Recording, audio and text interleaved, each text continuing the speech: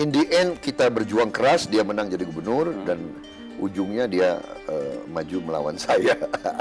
Pertanyaannya kemudian bagaimana perasaan Bapak?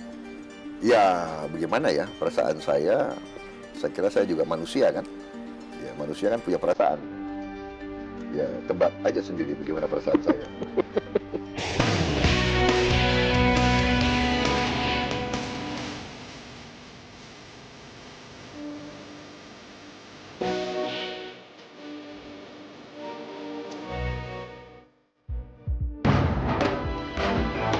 Prabowo Subianto Djoyo Hadikusumo, lahir di Jakarta 17 Oktober 1951, adalah mantan Danjen Kopassus, pengusaha, dan politisi. Berasal dari keluarga ilmuwan dengan kakek seorang pendiri Bank Negara Indonesia, Margono Djoyo Hadikusumo, dan ayah seorang begawan ekonomi, Sumitro Djoyo Hadikusumo ini, Prabowo menghabiskan masa kecil dengan cerita-cerita kepahlawanan. Dengan panggilan kesayangan Gatot Koco dari sang kakek, Prabowo mewarisi nama Subianto dari sang paman yang gugur dalam pertempuran Lengkong di tahun 1946. Masa remajanya dilewati dalam masa pertempuran ideologi antara komunisme dan nasionalisme, PRRI, dan pengungsian ke luar negeri. Sang ayah juga mendidik Prabowo agar tidak manja dengan mengirimkannya sekolah ke luar negeri. Di luar negeri jugalah Prabowo cilik kerap alami hinaan sebagai minoritas. Hinaan yang membawa rasa nasionalismenya makin mendalam. Tahun 1983, Prabowo menikahi Siti Hediati Haryadi yang merupakan anak Soeharto. Dari pernikahan tersebut mereka dikaruniai seorang anak, Didit Prabowo, yang menekuni dunia seni dan kini menetap di Eropa. Sayangnya, perkawinan tersebut harus berakhir tak lama setelah Soeharto lengser dari kursi kepresidenan lewat gerakan reformasi 1998.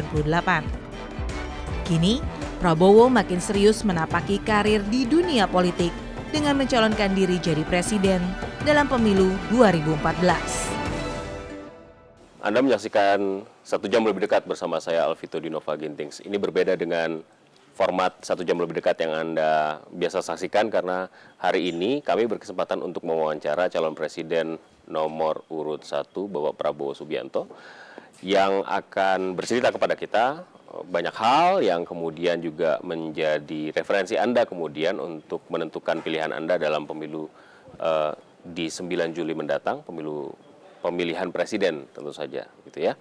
Selamat siang Pak. Apa kabar? Selamat siang. Banyak orang yang melihat bahwa politik fenomena Pilpres sekarang dengan hanya ada 2 pasang itu kemenangan diupayakan dengan at all cost. Saya tidak tahu sejauh mana Bapak memfollow up atau mengikuti kampanye against Bapak, baik itu kampanye hitam yang sifatnya fitnah maupun kampanye negatif yang sifatnya menjatuhkan dan menceritakan yang tidak baik dari sisi Bapak. Pertanyaan saya yang pertama, apakah Bapak mengikuti itu? Terus terang aja saya tuh nggak terlalu peduli. Kenapa? Ya karena... Tapi politik adalah citra kata orang. Iya, tapi yang saya perjuangkan adalah masa depan. Yang saya perjuangkan adalah strategi untuk membawa Indonesia menjadi negara kuat, negara makmur, negara adil. Saya ingin menghilangkan kemiskinan. Saya punya strateginya bersama tim saya yang dukung saya banyak. Saya maju ke rakyat. Jadi orang-orang yang nyerang secara negatif ya silakan aja, ya kan? Rakyat Indonesia yang memutuskan. Perasaan saya rakyat Indonesia tidak sebodoh yang mereka nilai. Feeling saya, karena saya ke rakyat, saya rasakan. Tiap kali saya muncul di rakyat, saya merasakan dukungan luar biasa. Saya merasakan dukungan luar biasa. Mereka keluar dari rumah, mereka bukan massa yang dikerahkan. Keluar dari rumah, di jalanan, mereka kasih tangan. Ini tangan-tangan saya ini kena semuanya. Iya kan? Karena rakyat kita itu ternyata tangannya kuat-kuat. Kalau kasih tangan tuh keras-keras sekali gitu. Benar-benar. sakit, tapi bagi saya nggak apa-apa. Supaya Bapak ingat, jadi kalau Bapak jadi nanti Iya, Bapak jadi ingat. jadi saya merasa ya, dan ingat di mana-mana rakyat sekarang udah punya handphone, iya kan? Tukang ojek punya handphone, petani punya handphone. Dia rakyat kita Akses nggak sebodoh. informasinya. Iya, jadi saya pikir saya mau konsentrasi kepada program. Ini kita sekarang tinggal 20 hari, 21 hari. Sudah saya mau bicara pemikiran saya, kalau ditanya, kalau nggak ditanya, saya datang ke rakyat. Ya terserah nanti ya rakyat yang menilai ya. Jadi orang-orang yang negatif campaign atau black campaign itu menurut saya, feeling saya mereka ada beberapa kelompok, ada yang memang sebetulnya antek daripada kekuatan asing. Jadi Indonesia ini nggak boleh punya pemimpin yang bersih dan kuat. Itu tidak boleh.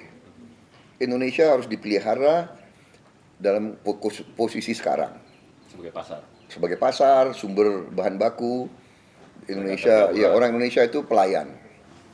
Dan itu intinya itu, Indonesia pelayan. Indonesia harus bodoh, pelayan, kacung. Nah, saya tidak mau itu. Saya tidak mau negara saya jadi kacung. Saya mau bersahabat sama semua negara, tapi negara saya bukan negara kacung.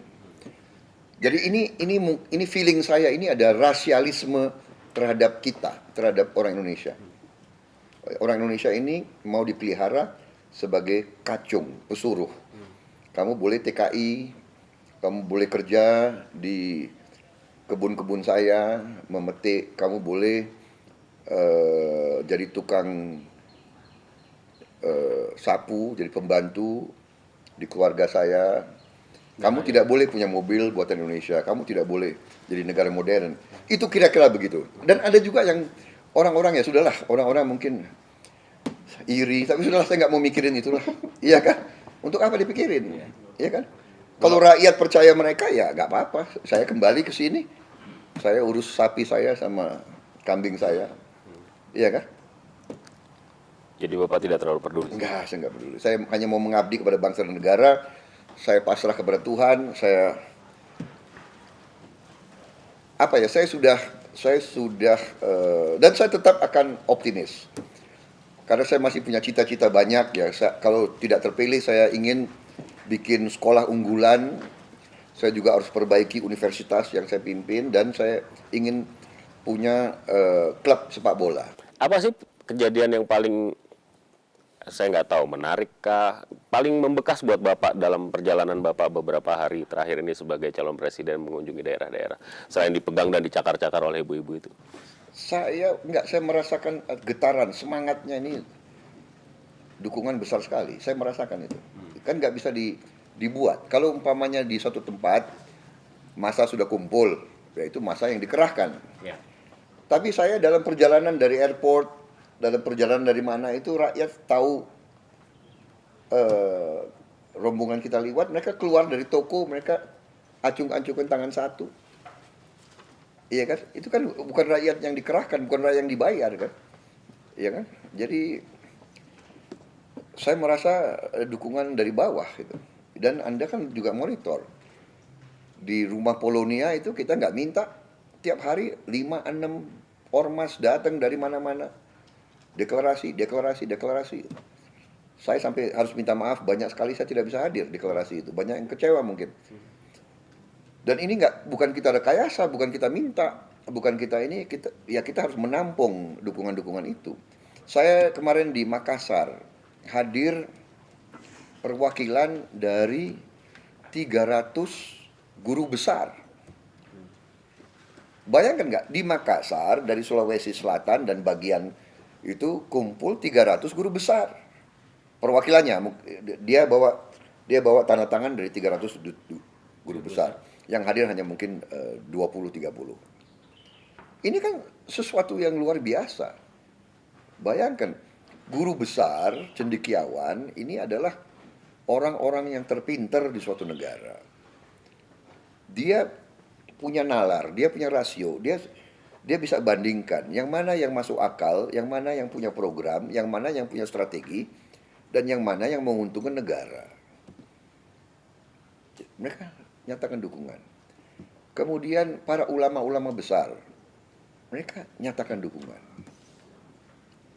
Jadi saya merasakan, saya kira kalau ada survei-survei yang tidak menangkap arus ini, ya saya nggak mengerti. Tapi saya paham arah pertanyaan Anda dalam arti begini, memang pemilihan presiden ini dibuat suatu ajang perebutan kekuasaan, di mana ada pihak-pihak yang mau at all cost Untuk mendapatkan karena negara kita sangat besar, kan begitu. Dan ini, tapi ternyata sebagian besar rakyat, sebagian besar pemimpin, sebagian besar elit sadar apa sebenarnya yang terjadi. Karena itulah mereka berbondong-bondong mendukung kami, begitu.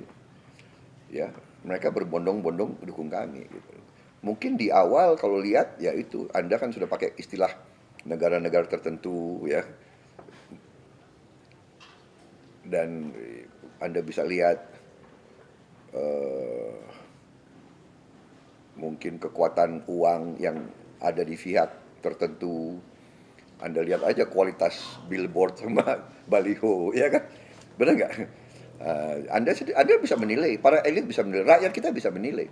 Kita sekarang ada gerakan, baru saya dikasih tahu, satu rumah satu baliho. Jadi mereka sendiri bikin baliho sendiri, karena ya kita punya kemampuan juga terbatas. Saya secara pribadi saya hidup berkecukupan, benar. Saya juga demikian tokoh-tokoh di koalisi kami. Tapi kekuatan yang bisa kami kerahkan dibandingkan yang bisa dikerahkan oleh pihak-pihak tertentu kan jauh. Tapi kita percaya, saya percaya kepada kekuatan rakyat. Saya percaya. Bapak katakan tadi ada fase di mana dalam melaksanakan tugas Bapak hampir menemui ajal. Iya. Bisa berbagi sedikit Pak sama kita, Pak? Yang pertama kali terpikir ketika mendengar nama Prabowo itu Militer, Gerindra ya gitu. mantan anggota militer dulu, mantan jenderal. calon presiden. Mantunya Soeharto. Danjen Kopassus. Kalau Prabowo nyapres, Sah-sah aja. Dia sudah memadai lah kapabilitasnya.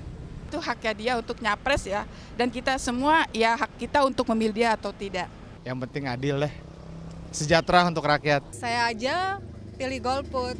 Kalau misalnya berpotensi kenapa enggak?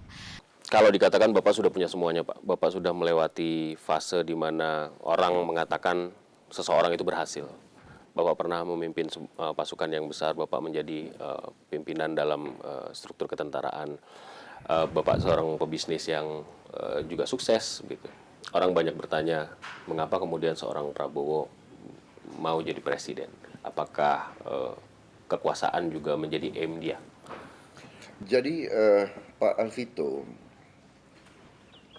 saya lahir tahun 51, ya. Tahun 51 itu 1 tahun setelah Indonesia menerima kedaulatan dari Belanda.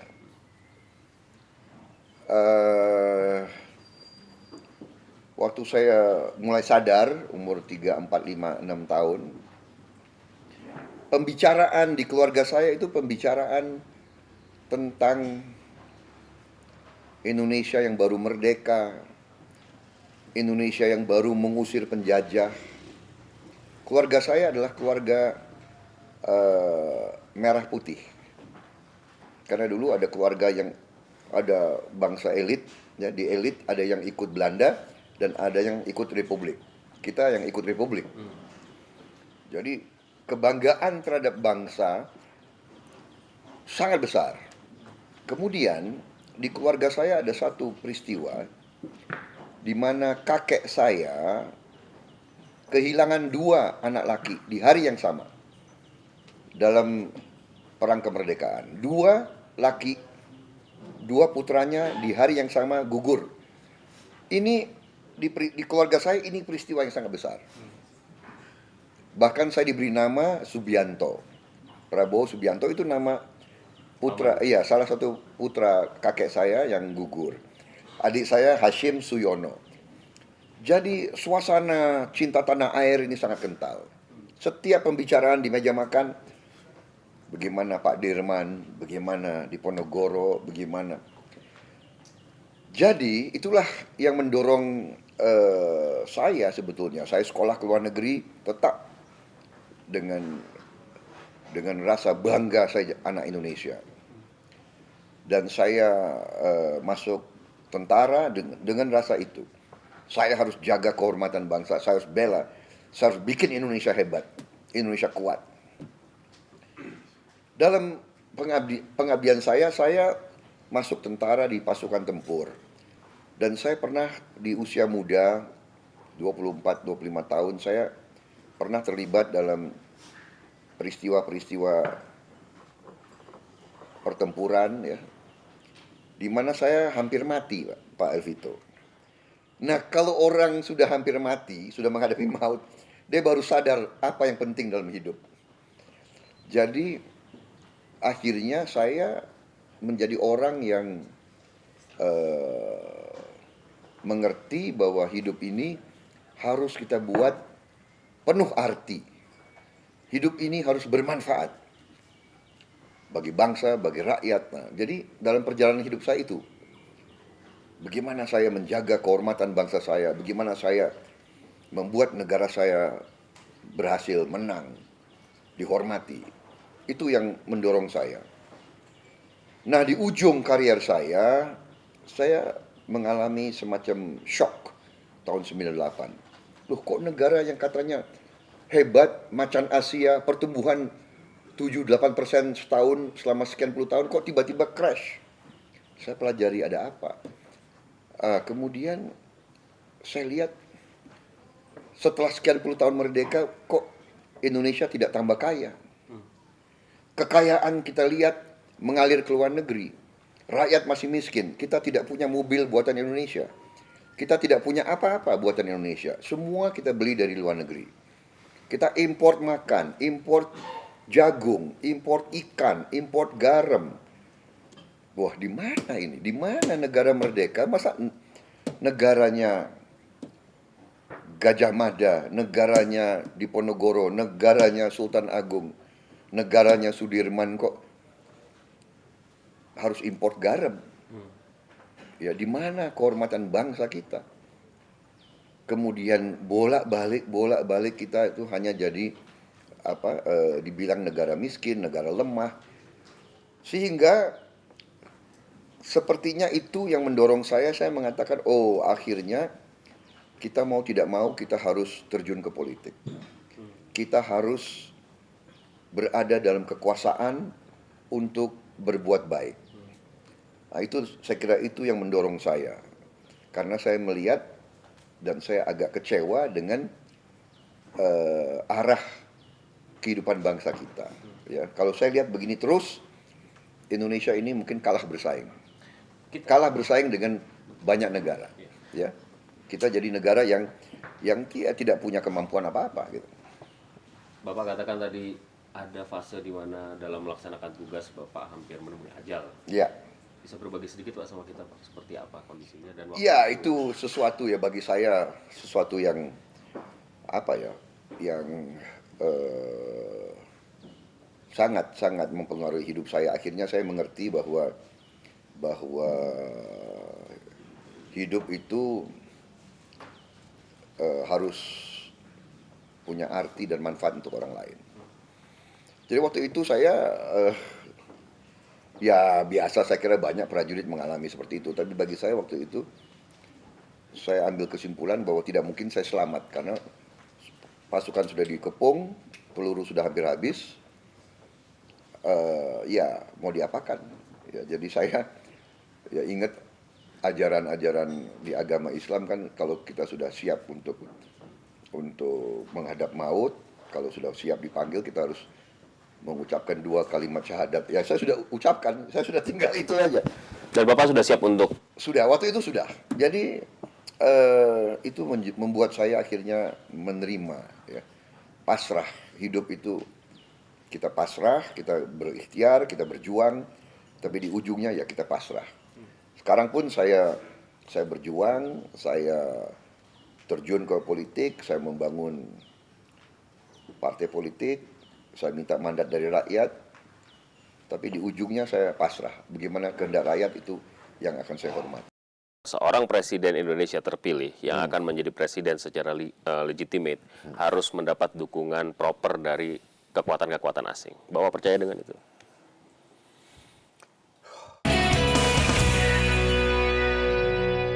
PR Presiden Indonesia 2014. Kebinekaan, kesatuan, persatuan. Sesama orang Indonesia jangan saling bersikeras. Freeport tolong dong, beresin Freeport tuh. Bisa ngeberantas korupsi. Korupsi paling utama dibantai. Jangan cuma janji di awalnya aja, nanti ke belakangnya itu harus realisasi. Pendidikan gratis, Sembako juga perlu. biaya rumah sakit gratis sama pendidikan. Kesejahteraan rakyat, karena dalam konstitusi negara Indonesia yang tercantum dalam Undang-Undang Dasar 1945 dan Pancasila, ya kesejahteraan rakyat yang utama. Tegakin keadilan, itu aja. Saya mencoba untuk bertanya secara hipotetis kepada Bapak. Hari pertama ketika Bapak, setelah Bapak dilantik jadi presiden, apa yang akan Bapak lakukan? Jadi kalau hipotesa Anda, kan saya menang. Jadi bukan hari pertama dilantik. Begitu saya tahu saya menang, saya sudah akan kerja.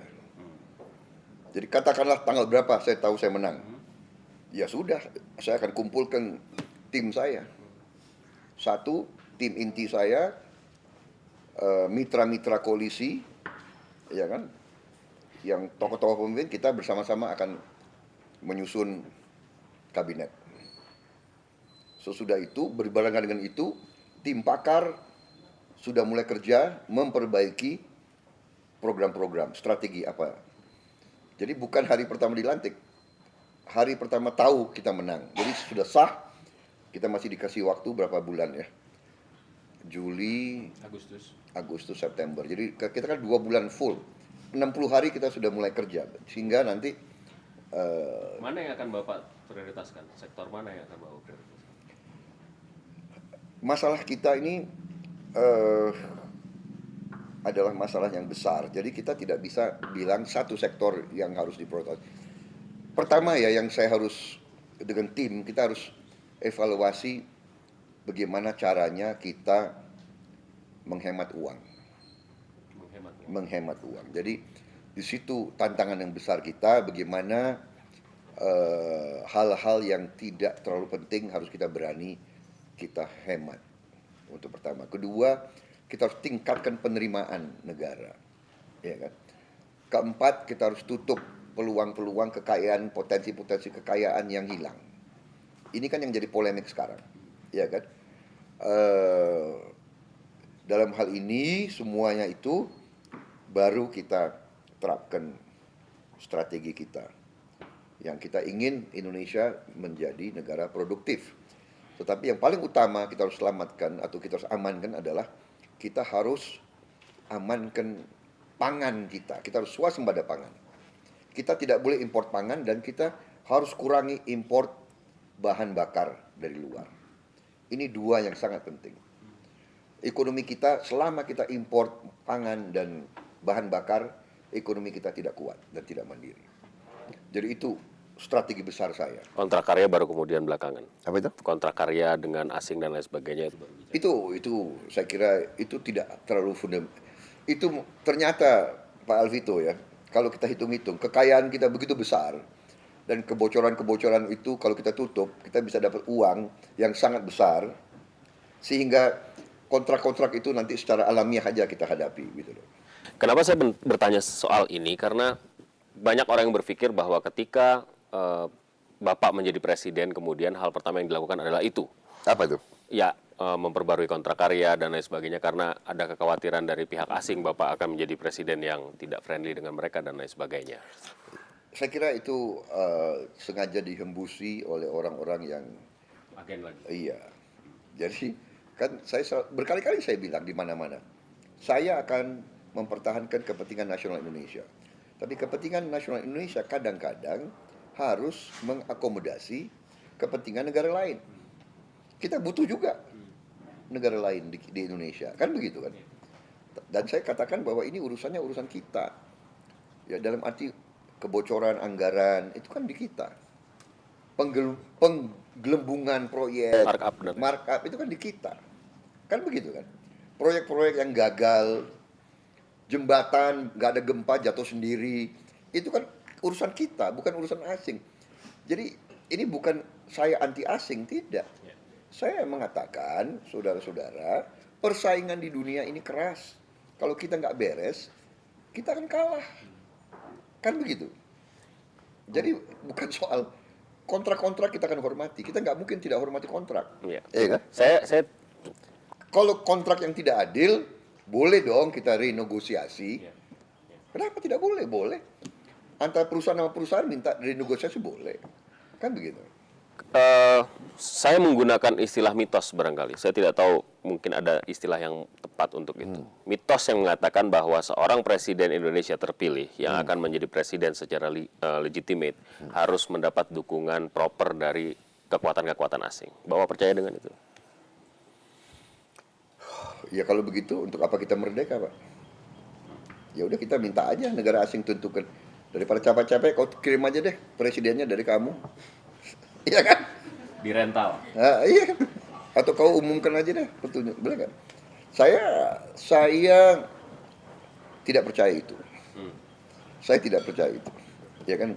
Banyak negara ternyata memilih pemimpin-pemimpin mungkin yang tidak disukai oleh kekuatan-kekuatan tertentu. Itu tergantung rakyatnya sendiri. Ya kan? Jadi saya lihat banyak contoh orang-orang yang tidak disukai negara-negara tertentu dipilih oleh rakyat, ya kan? Baru saja India memilih siapa itu? Modi dan sebagainya. Jadi saya kok tidak begitu ya. Saya pikir itu hanya mitos. Iya, hanya mitos. Kembali ke rakyat saya kira. Boleh cerita nggak Pak sama kita? Bagaimana sesungguhnya awal pertemuan Bapak dengan Pak Jokowi? Saya lihat Bapak berkeliling ke berbagai daerah di tanah air sangat masif ya, dengan hadir di depan massa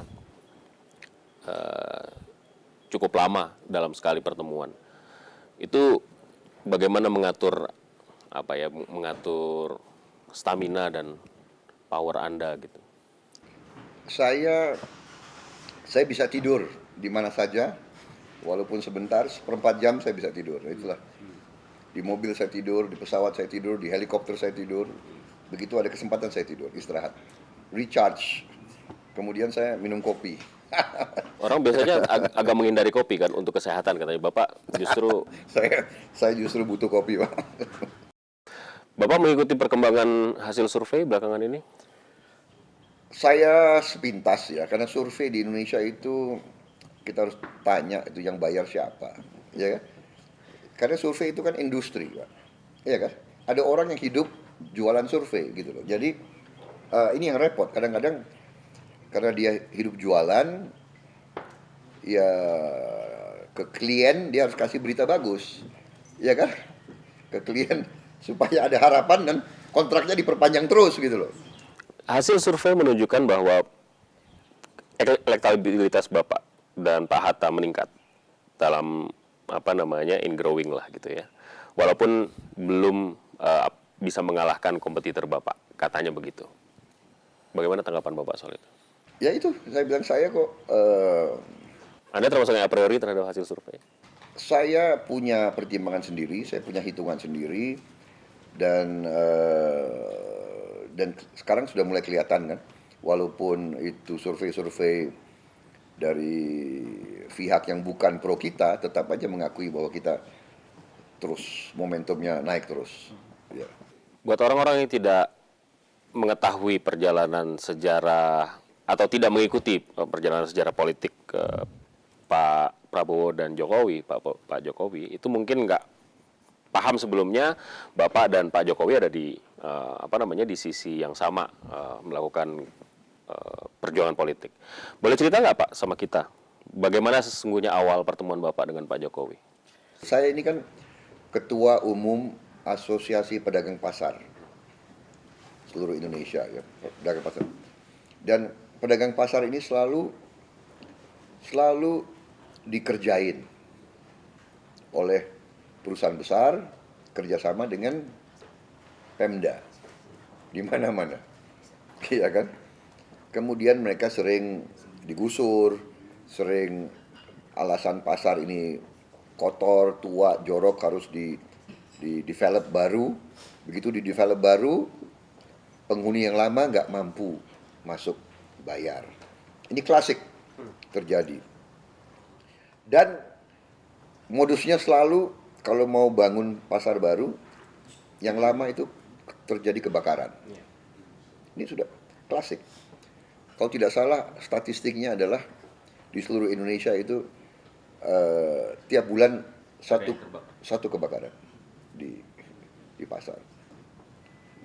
Nah, saya dengar di Solo ada seorang wali kota yang berhasil memindahkan dengan baik. Saya tertarik. Perjalanan lanjut. Kemudian tibalah pilkada gubernur DKI, kalau nggak salah itu 2012. Kemudian mencari-cari tokoh.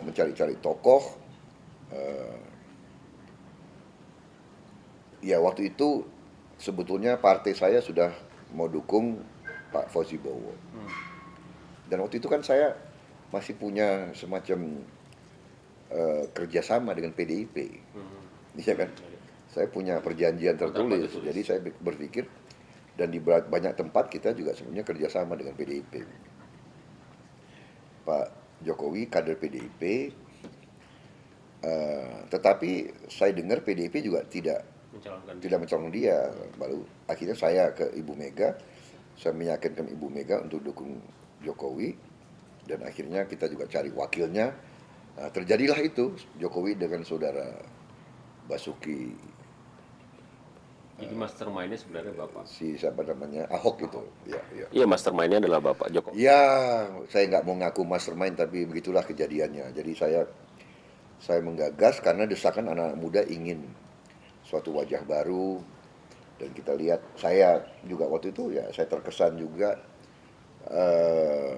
ke situ, ke arah mungkin we need a new leader untuk Jakarta gitu. Indian, Bapak kemudian berkompetisi dengan dia. In the end kita berjuang keras, dia menang jadi gubernur, dan ujungnya dia maju melawan saya. Pertanyaannya kemudian, bagaimana perasaan Bapak? Ya, bagaimana ya perasaan saya? Saya kira saya juga manusia kan.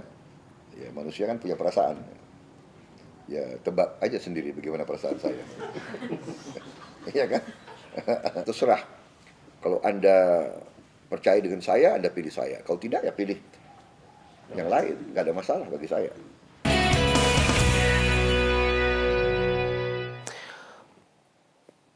Setelah Bapak menjalani proses berpolitik, apa yang menurut Bapak paling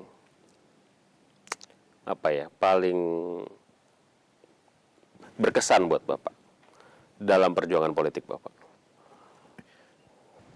Yang berkesan ya, saya kira adalah kesempatan mengutarakan hal-hal yang tidak pernah diutarakan oleh tokoh-tokoh lain. Saya kira itu. Saya terus terang aja bukan seorang profesor ekonomi, tetapi ada beberapa fenomena yang saya ungkapkan di hadapan para guru besar ekonomi, mereka sendiri tercengang. Ya, di mana saya mengungkap fenomena bahwa kekayaan nasional kita mengalir ke luar negeri. Ya, fenomena bahwa devisa kita, negara kita mengalami keuntungan tiap tahun 25 miliar dolar selama 15 tahun, dan keuntungan itu tidak tinggal di Indonesia. Jadi, bayangkan, ternyata para ahli ekonomi yang begitu banyak di Indonesia, tidak ada satupun selama 15 tahun ini yang mempersoalkan kenapa kekayaan nasional kita tidak tinggal di Indonesia.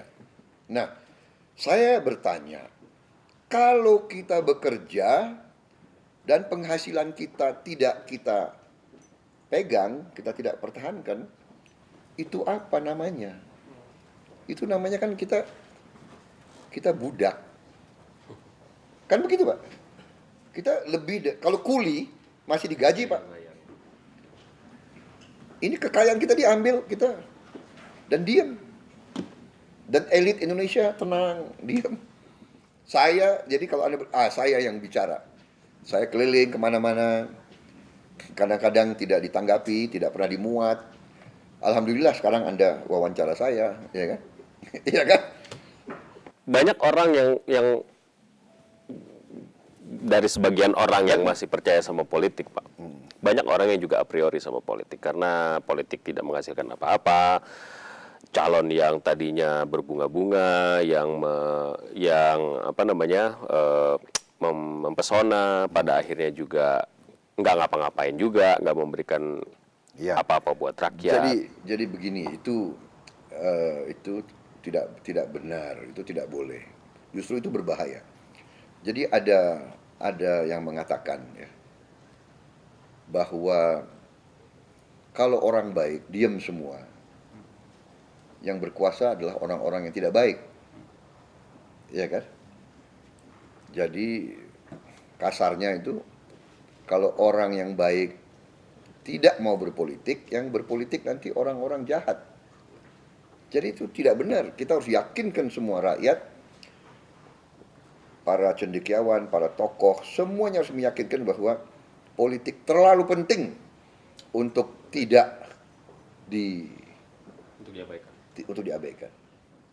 Justru orang golput itu yang mencelakakan negara.